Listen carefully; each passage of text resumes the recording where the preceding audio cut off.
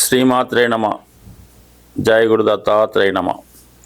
ఈ వీడియోలో మనం 2025 సంవత్సరం మే నెల మాస ఫలితాలు సింహరాశి వారికి ఏ విధంగా ఉంటాయి అని పరిశీలించినప్పుడు, సింహరాశి వారికి ప్రస్తుతం రాశ్యాధిపతి రవి భాగ్యస్థానంలో ఉచ్చులో ఉన్నాడు.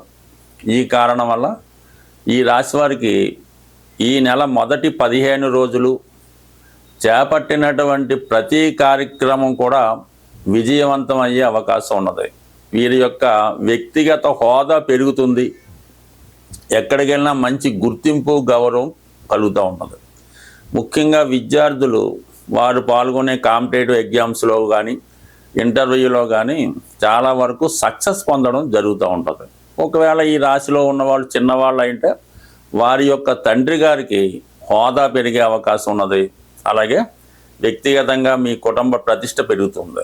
దాని తర్వాత ఈ 15వ తారీఖు తర్వాత ఏమవుద్దంటే ఇంచుమించుగా దశమ స్థానంలోకి రవి రావడం వల్ల ఇది ప్రభుత్వ ఉద్యోగులకి అదనపు హోదా లభిస్తుంది.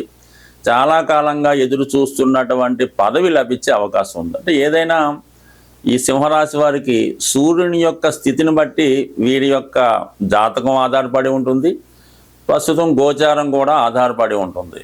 చక్కగా ఇప్పటి నుంచి వరుసగా 2-3 నెలల దాకా సూర్యుడు వీళ్ళకి 9, 10, 11 స్థానాల ప్రవేశం చాలా వరకు కంటిన్యూగా హోదా పెరుగుతుంది. అలాగే విపరీతమైనటువంటి ఆదాయం లభిస్తూ ఉంటుంది. ఏదన్నా ధనాన్ని ఇవ్వాలన్నా, ఆరోగ్యాన్ని ఇవ్వాలన్నా కూడా సూర్య భగవానుడు అనుకూలిస్తేనే రావడం జరుగుతుంటుంది. కాబట్టి ఏదేవైనా సింహరాశి వారి యొక్క ఆర్థిక పరమైనటువంటి సమస్యలు అతి తొందరలో తీరబోతున్నాయి.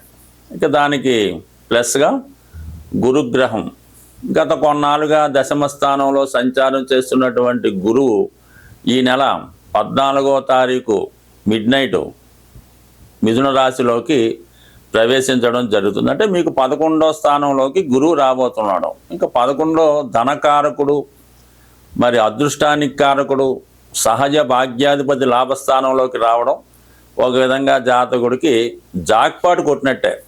ఏదైనా విద్యా సంబంధించిన విషయాలు కానీ, ఆధ్యాత్మిక విషయాలు కానీ, ఆరోగ్యానికి సంబంధించింది సరే ఏదైనా సరే గురువు తలుచుకుంటే ఇవ్వగలడు.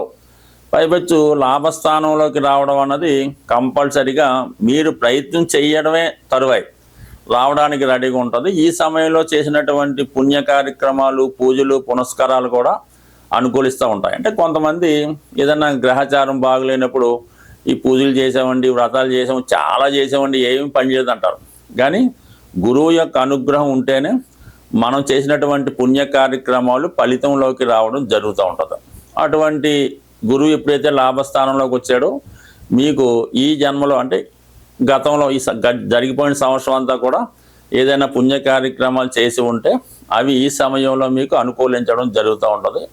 పైపెచ్చు పూర్వపుణ్య స్థానాధిపతిగా మీకు గత జన్మ పుణ్యం కూడా కలిసి వస్తుంది. అంటే గత జన్మ పుణ్యం ఈ జన్మలో ఏమొస్తుందంటే కేవలం సంతానం ద్వారా రావడం లభిస్తూ ఉంటుంది. సంతానం కలగడం కానీ, వారికి మంచి ఉపాధి అవకాశాలు రావడం కానీ, విద్యా అవకాశాలు రావడం కానీ జరుగుతూ ఉంటుంది. అంటే ఈ సమయంలో మీకు మీ యొక్క సంతానం యొక్క అభివృద్ధి మీకు ఆనందాన్ని కలిగిస్తూ ఉంటుంది. అంటే వ్యక్తిగతంగా సింహరాశి వారికి మీ యొక్క అభివృద్ధి కన్నా మీ సంతానం యొక్క అభివృద్ధి బాగా ఆనందాన్ని కలిగించే అవకాశం ఉంది.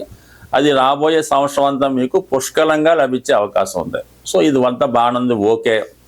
12వ స్థానంలో కుజగ్రహం వీడు మీకు ఏదో ఖర్చు పెడతా ఉంటాడు. మీకు పుణ్య కార్యక్రమాలకి, మీ ఇంట్లో ఏదో శుభం జరిగింది, ఏదో సంతానం కలిగారు, మీకు ఏదో పదవి వచ్చింది, నిరంతరం మీ దగ్గర పనిచేసే వాళ్ళు, మీ కార్యకర్తలు, మీ సహచరులు ఏదో విధంగా మీతే డబ్బు ఖర్చు పెట్టే కార్యక్రమాన్ని చేపడుతూ ఉంటారు. ప్రస్తుతం మనం మే నెల ఫలితాలు తెలుసుకుంటున్నాం కాబట్టి ఏదైనా ముందుగా ప్లాన్ చేసుకొని ఈ శుభ కార్యక్రమాలు, ఈ వ్యాపార ప్రారంభాలు ఇటువంటి ఉన్నవాళ్ళు ఏమవుతుందంటే జూన్ నెల 10వ తారీఖు నుంచి జూలై 8వ తారీఖు మధ్యలో సుమారుగా నెల రోజులు ఈ గురుమౌఢ్యమి రావడం జరుగుతుంది. ఈ గురుమౌఢ్యం జరిగినప్పుడు సాధారణంగా వివాహాలు చేయడం కానీ, శుభకార్యాలు, కొత్త వ్యాపారాలు, గృహప్రవేశాలు లాంటి సాధ్యమైనంత వరకు చేయకుండా చూడవలసి ఉంటుంది. అంటే మొత్తం మీద ఏంటంటే మనకి జూన్ 10వ తారీఖు నుంచి జూలై 8వ తారీఖు మధ్యలో అంటే ఏదైనా వివాహం కొరకు దానికోసం ప్లాన్ చేసుకున్న వాళ్ళు ముందుగా తెలుసుకుంటారని ఇది కొంతవరకు మీకు సూచనగా చెప్పడం జరిగింది.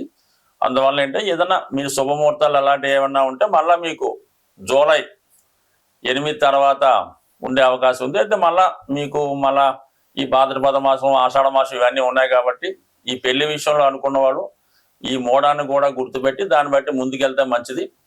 బట్ దాని తర్వాత ఏంటంటే మరి ఈ నెలలో మేజర్ గ్రహాలు మారుతున్నాయి కాబట్టి అందులో ముఖ్యంగా గురువు మారినా పెద్ద ఇబ్బంది ఉండదు.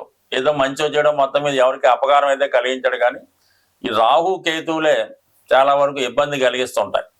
అందులో పైపెచ్చు ఈ రాహు స్వక్షేత్రం అయినటువంటి కుంభరాశిలో ప్రవేశించడం, అలాగే కేతువు సింహరాశిలో ప్రవేశించడం వల్ల సాధారణంగా అధికారులు అలాంటి బలహీనపడడం వల్ల రాహు స్వక్షేత్రంలోకి వచ్చినప్పుడు కొద్దిగా సంఘంలో, లోకంలో, దేశంలో అక్రమ వ్యవస్థ ప్రారంభమవుతూ ఉంటుంది అన్నమాట. ప్రతిదీ కూడా అనెతికల్గా, ఇల్లీగల్గా వ్యవహరించడం, ఏదైనా సరైనటువంటి క్రమశిక్షణ, న్యాయ వ్యవస్థ లేకపోవడం జరుగుతుంటుంది. అది వ్యక్తుల మీద కూడా ప్రభావం చూపుతుంటుంది. కాబట్టి కంపల్సరిగా మరి ఈ జ్యోతిష్ శాస్త్రాన్ని ఎవరైతే ఫాలో అవుతుంటారో అటువంటి వారు ఈ మే నెలలో కంపల్సరిగా ఒకసారి విఘ్నేశ్వరుని యొక్క అనుగ్రహం కోసం అవకాశం ఉన్న వాళ్ళు గణపతి హోమం చేసుకోవచ్చు. లేనివారు విఘ్నేశ్వరుని గరికతో అర్చన చేయించుకోవచ్చు. అలాగే రాహు యొక్క అనుగ్రహం కోసం, అమ్మవారి యొక్క అనుగ్రహం కోసం చేయించుకుంటే చండీ హోమం చేయించుకోవచ్చు. చండీ హోమంలో పాల్గొవచ్చు. దీంట్లో అమ్మవారి కుంకుమర్చన అది చేసుకుంటే మంచిది. బట్ ఏదైనా ఈ రవిగ్రహానికి మనం నిరంతరం సూర్య నమస్కారం చేసుకోవడం, రాహు కేతువులను పూజించుకుంటే చాలా వరకు ఏ సమస్య లేకుండా చాలా అనుకూలంగా రావడం జరుగుతుంటుంది. బట్ బాగా సింపుల్ రెమెడీ ఏంటంటే అది చూడడానికి చిన్నగా ఉంటుంది, కానీ అవకాశం ఉన్న వాళ్ళకి కుదురుతుంది, అందరికి కుదరపోవచ్చు.